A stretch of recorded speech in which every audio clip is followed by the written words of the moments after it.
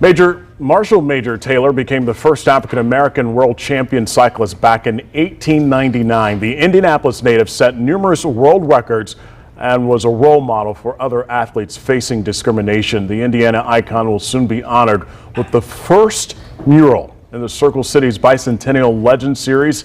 The artist selected to create the mural was just announced a few days ago. And joining me live from Chicago this morning is the chosen artist, Sean Michael Warren. From downtown Indy is Julia Muni Moore, Director of Public Art for the Arts Council of Indianapolis. Good morning to the both of you.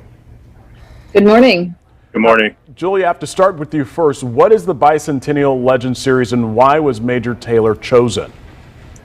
This is a series of murals of these are portrait murals of individuals that have had an influence on our culture, and a lot of them in the series have been overlooked or were overlooked at the time of their life here in Indianapolis. And Major Taylor was chosen because he was one of those figures.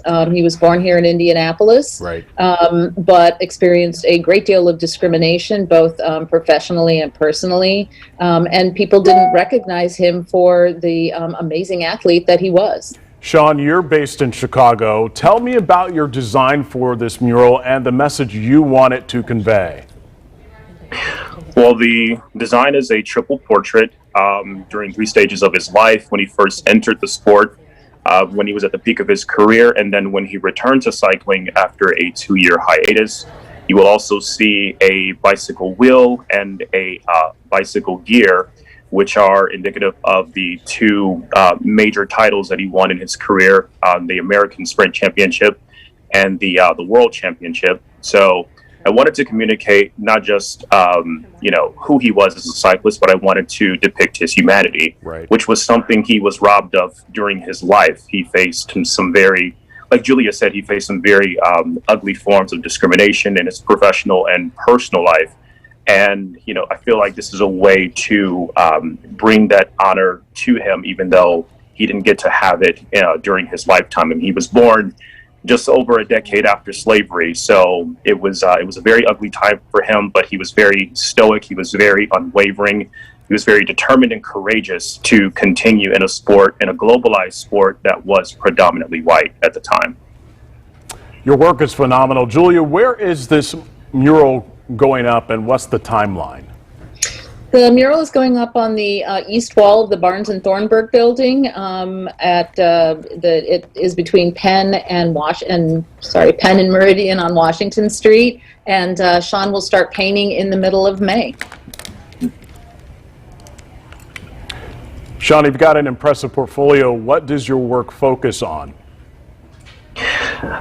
Mainly my work focuses on representing the underrepresented, but actually, highlighting people and events that have really shaped our culture and society in various parts of the world. Sometimes my work can trigger some very uncomfortable conversations surrounding race or other sociopolitical topics, and they're conversations that are necessary, and I feel that my work is kind of pushing those conversations to be had.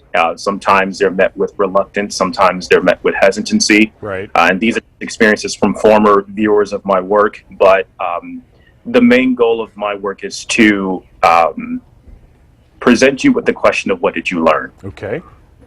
That's really, really good. Julia, more murals are planned soon. How can people actually get involved, and are you still accepting nominations? We are absolutely still accepting nominations. They can go to our website, which is indyarts.org/legends, and you can nominate a legend. If you're a property owner, you can suggest your wall and volunteer your wall to host a mural. Okay. And if you're an artist, you can apply to be one of the painters. All right. Well, really do appreciate the both of you joining me this morning. And if you would like to learn more about Major Taylor and the Legend Series, just head to our website, fox59.com/link.